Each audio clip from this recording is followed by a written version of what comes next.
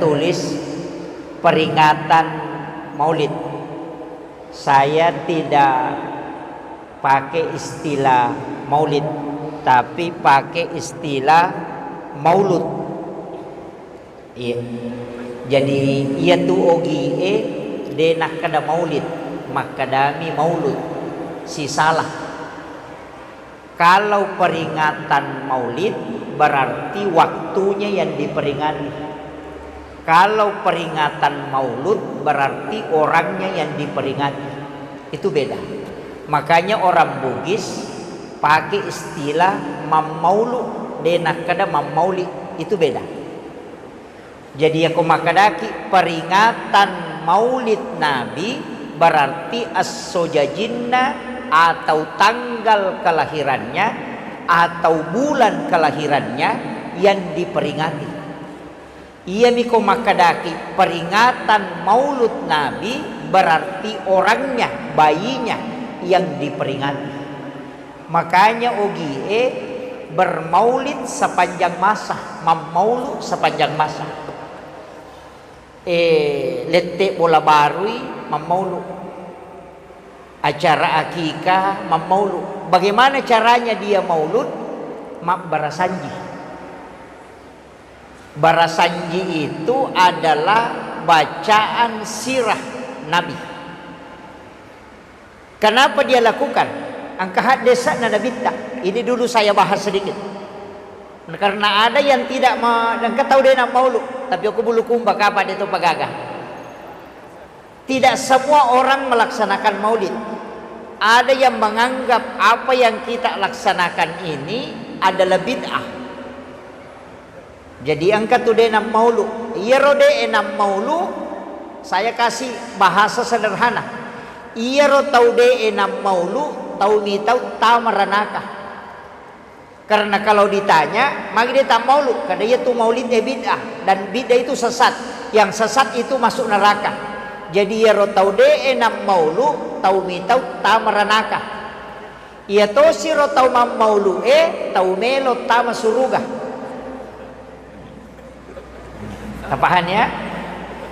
Karena ketika ditanya kenapa maulid, saya buktikan cinta kepada Rasulullah. Kenapa kalau cinta kepada Nabi, nanti orang yang cinta itu akan bersamanya di dalam surga.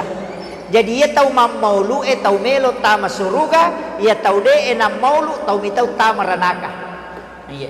Jadi jangan berdebat. Nanti ketemunya ndak tahu di mana. Iya. Kemudian ada hadis Imam Bukhari Muslim. Siapa yang lebih mencintai, tidak sempurna iman seorang muslim, dena suku tepat nasib dia selang. Kalau dia tidak lebih mencintai Rasulullah dibanding dengan yang lainnya. Hadis ini tidak dibaca secara teks oleh para ulama dulu, pewaris para nabi, tapi dia mengaplikasikan hadis ini di masyarakat. Ia ko ibaca bawami magampang, maka dadena suku tepat nasi dia selang.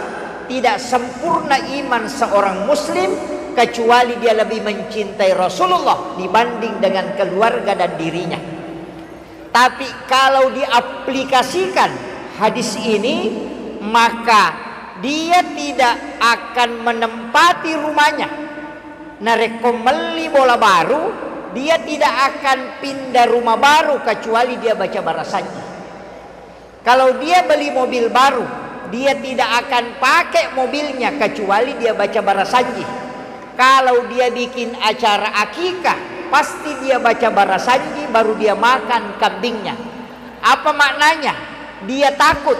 Ia komeli oto, dek na pakai na rekode nak barasanji. Dia takut kalau dia lebih cinta kepada kendaraannya daripada Rasulullah, sehingga dia dahulukan baca barasanji. Dia tidak tempati rumahnya bermalam kecuali dia baca barasanji sebagai bukti bahwa saya lebih cinta Rasulullah dibanding dengan rumahku. Itulah kenapa setiap apa yang dia miliki dia mengawali dengan barasanji. Ini harus ditahu dulu. Makanya dalilnya jelas, Bukhari Muslim, tapi hadisnya tidak ditempel. tapi hadisnya diaplikasikan. Jadi aku kata maka dah letek bola baru. Kenapa barasanji? Saya takut kalau rumah ini saya lebih cintai daripada Rasulullah. Makanya saya awali dengan barasanji, saya buktikan bahwa saya lebih cinta Rasulullah daripada ini rumah. Itu cara ulama menerapkan satu hadis dalam kehidupan masyarakat kita dulu. Itu tidak mudah, kecuali memang ulama-ulama yang paham. Jadi kita ini Maulud memperingati kelahirannya, bukan waktunya.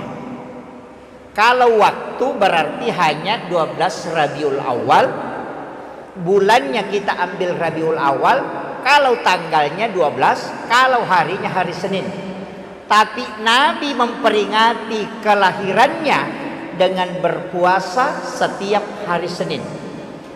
Ini pun ulama terbagi dua. Ini saya harus jelaskan supaya tidak salah kaprah.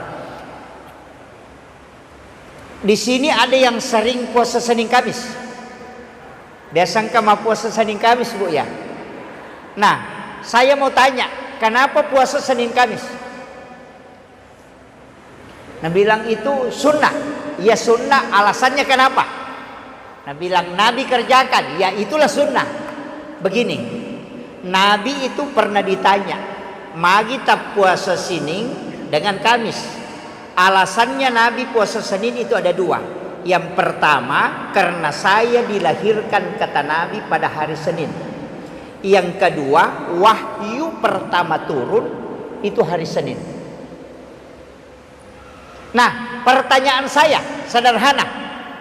Kalau Nabi memperingati kelahirannya karena kebetulan Nabi ditakdirkan oleh Allah lahir hari Senin, maka dia puasakan hari Senin karena itu hari kelahirannya. Pertanyaan ke saya, pertanyaan ke kita, kita lahir hari apa? Kalau lahir hari Selasa, maka puasa hari Selasa.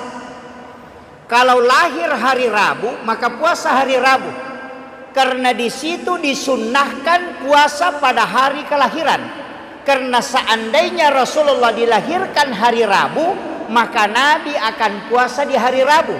Cuma karena dia lahir hari Senin, maka dia puasa pada hari Senin.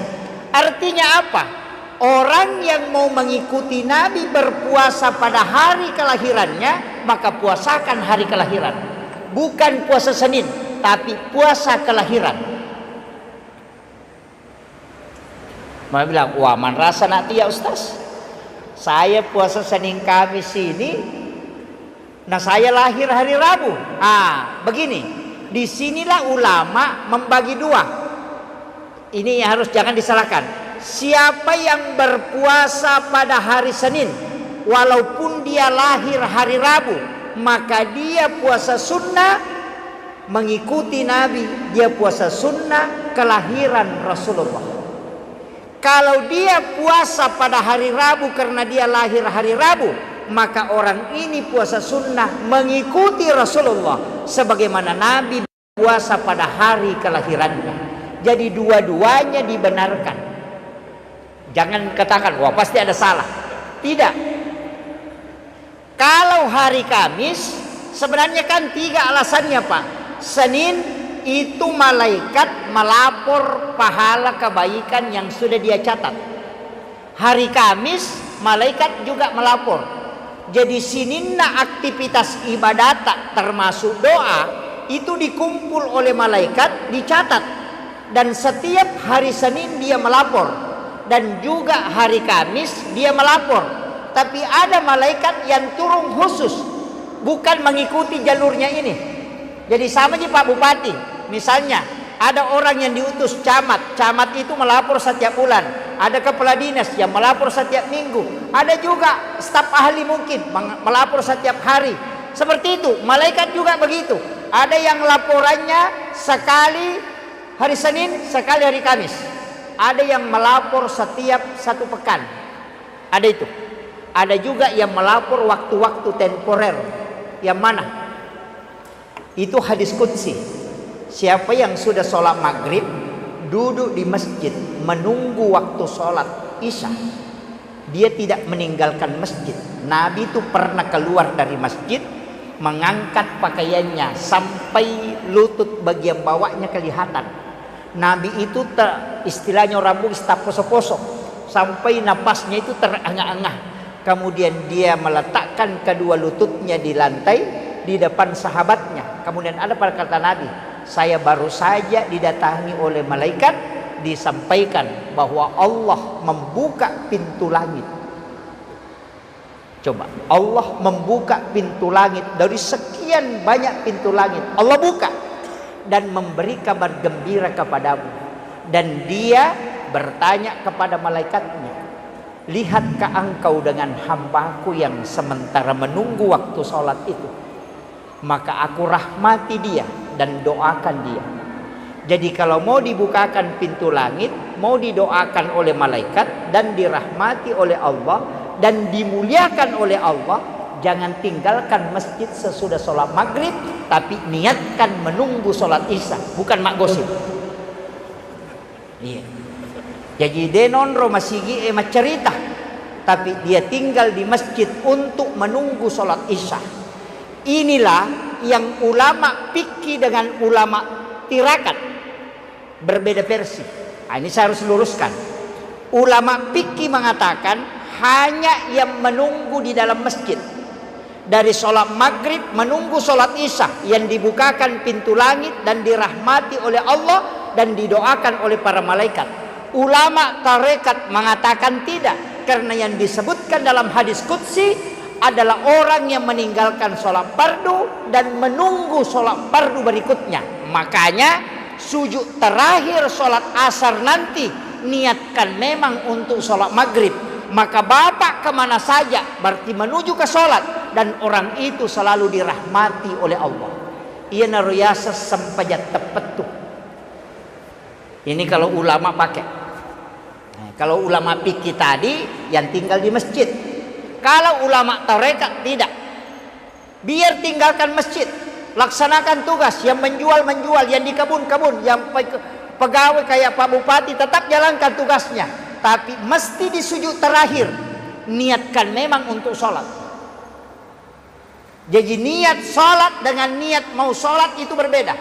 Ya kau niat sempajang, ya kau takbiratul ihram ki. Kalau niat mau sholat di sujud terakhir. Makanya kenapa Isra Mi'raj itu dua di tempat disebut, minal masjidil haram ilal masjidil aqsa. Hanya dua.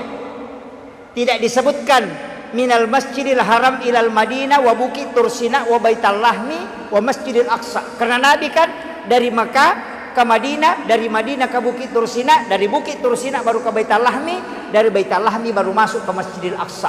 Tapi kenapa dua jadi disebut? Masjidil Haram ke Masjidil Aqsa, padahal 5 tempat ditempati.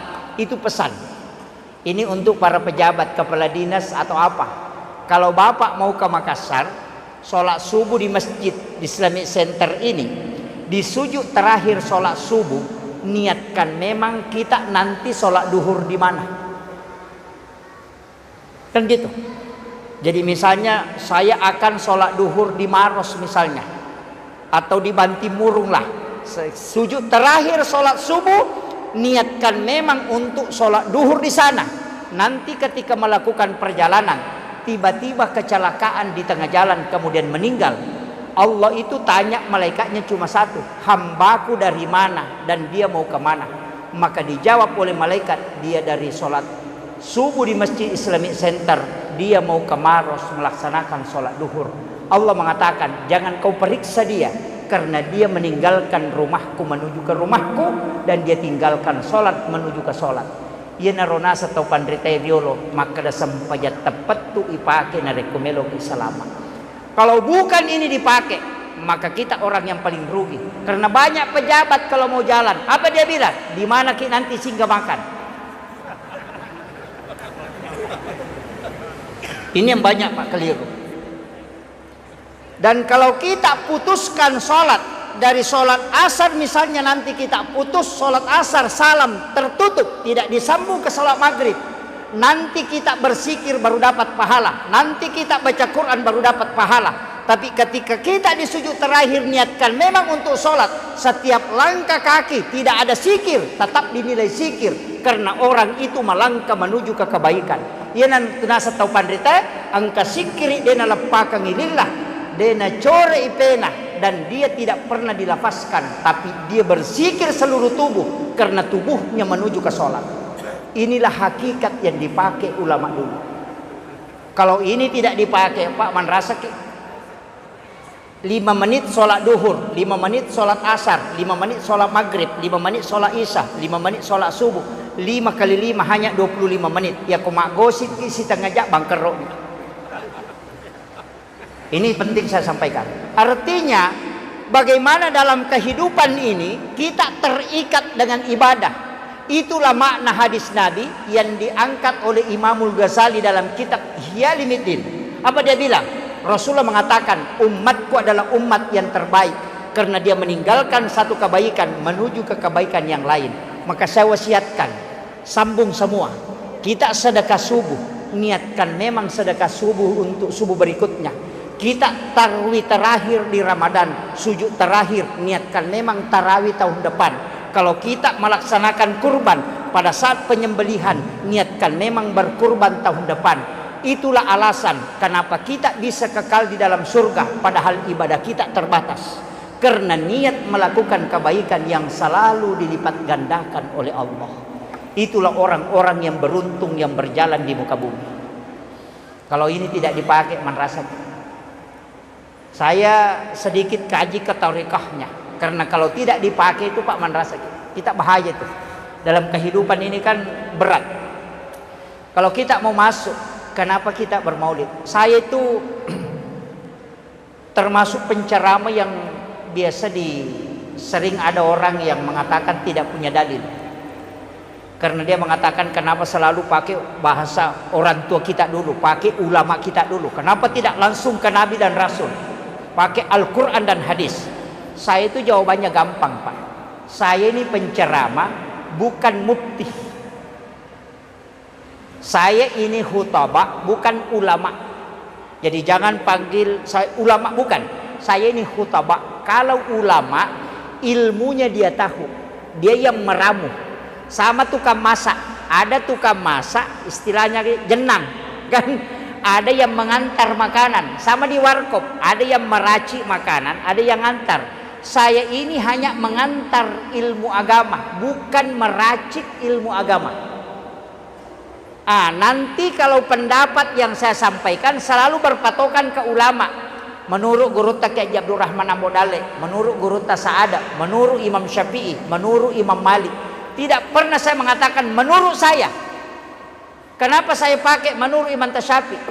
Karena saya belum bisa berfatwa. Jadi pendapat yang saya sampaikan kalau saya ceramah, pendapatnya ulama. Nanti di hari kemudian kalau saya ditagih, kenapa begitu pendapatmu? Langsung saya jawab, Imam Syafi'i bilang, tanya dia. Nanti Bapak kalau ditanya, kenapa begini sholatnya? Ustaz Yusuf yang bilang. Datang malaikat tanya sama saya, kenapa begitu kau ajarkan? Imam Syafi'i bilang, tanya dia. Selamat. Tapi kalau saya bilang, menurut saya, itu yang paling lama diperiksa. Sama dengan camat, kalau bawakan sambutan pasti mengikuti sambutan yang dikasih sama Pak Bupati. Kalau dia ngomong sendiri diprotes, Pak Camat bilang, Pak Bupati bilang, bukan itu ku kasih kok. Kok yang ngomong sendiri tanggung jawab. Kan begitu. Sama dengan ilmu agama. Tidak semua orang bisa meramu agama ini, mengetahui kaidahnya. Makanya selalu kita ikut Imam Syafi'i pendapatnya begini karena mengambil dalil dari sini. Selesai. Saya itu aman Pak. Makanya nanti Bapak kalau ditanya, kan orang bisa masuk surga karena ulama, melalui jalur ulama, syafaat ulama kan, syafaat para wali. Kan gampang aja itu. Ini makanya tidak usah khawatir. Kita beragama itu biasa-biasa aja. Sama dengan ustaz, tidak usah terlalu kita ini yang pakai lah ini terlalu ini kemudian kayak seakan-akan tidak makan nasi, tidak makan ini. Itu bahaya. Biasa sedikit-sedikit dia mengaku nabi. Iya. Karena terlalu tinggi Nabi bilang bisa mengaku Nabi. Tapi ustaz yang sering jalan itu pergi ke warkop apa, kalau dia mengaku Nabi tidak ada yang percaya. Nabi bilang asak Nabi begitu modelnya. Ini makanya ulama kita itu kadang mengembala kambing, kadang bertani, karena dia menjaga diri juga supaya tidak terlalu dikultuskan. Itu kan jadi masalah juga. Nanti kalau pakai surban sudah tasbihnya besar, baru jenggotnya panjang, oh subhanallah, subhanallah, subhanallah. Wah, ini kayaknya Nabi. Itu bahaya. Makanya tradisi-tradisi masyarakat kita, ulama kita dulu itu luar biasa. Tapi saya ingin kasih tahu begini, jalur masuk surga itu cuma dua, tidak ada jalur lain, cuma dua. Jadi kalau Bapak mau masuk surga, lewati di dua jalur. Yang pertama adalah jalur rahmat. Orang Bugis bilang pamasena pun Allah Ta'ala. Ini jalur rahmat tidak pernah dibuka, dia tertutup. Itu rahasia, tidak ada yang tahu.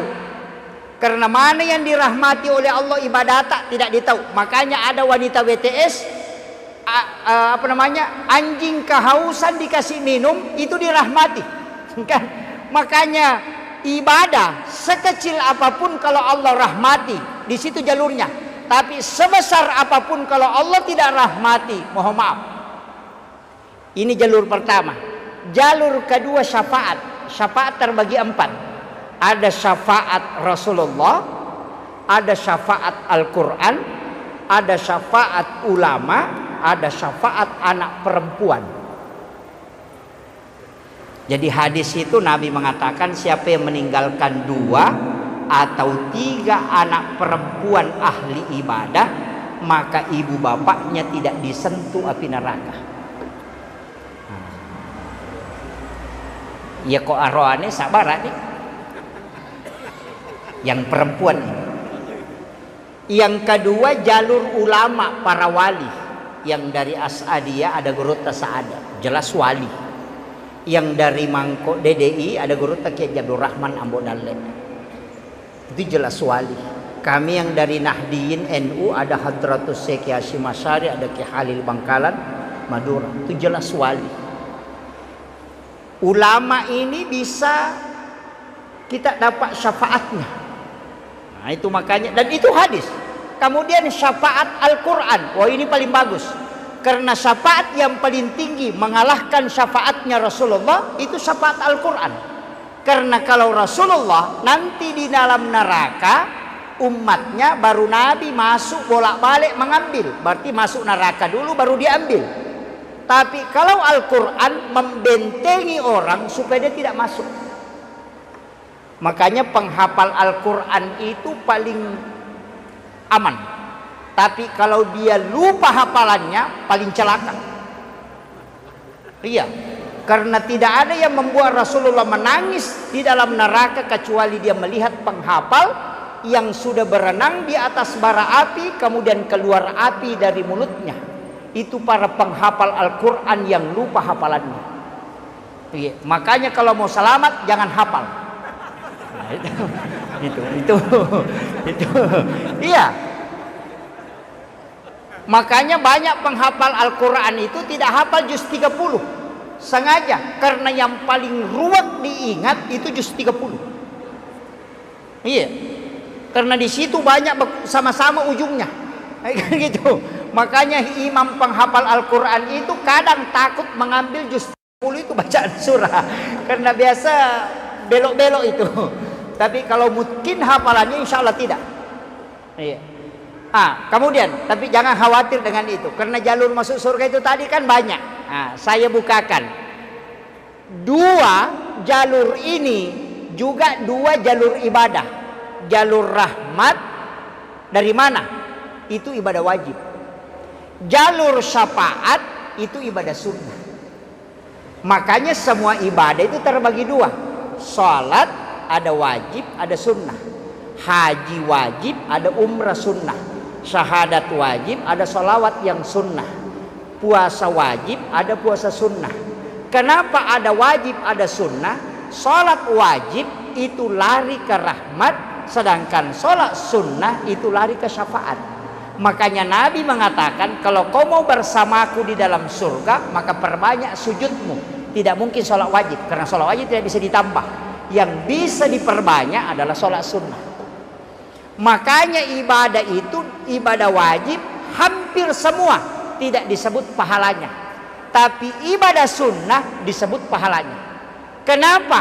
Karena wajib itu jalur rahmat, tidak butuh nilai pahala, tapi itu penghambaan. Ibadah sunnah itu butuh nilai pahala sebagai memotivasi orang untuk memperbanyak supaya dia bisa mendapatkan syafaat.